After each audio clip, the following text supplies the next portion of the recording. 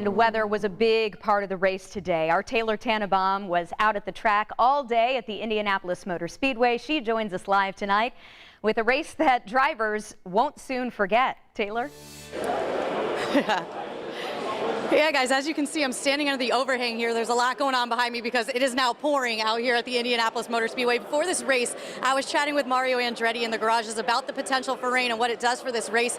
He was excited. He said rain is the great equalizer, and that is exactly what it was. We saw a little bit of everything in this race today. We saw 10 lead changes, 8 different leaders. We had 8 different yellow flags in this race. We saw, like I mentioned, a lot of rain, a lot of strategy. In the end, it is Colton Herta celebrating at the top of the podium in victory circle.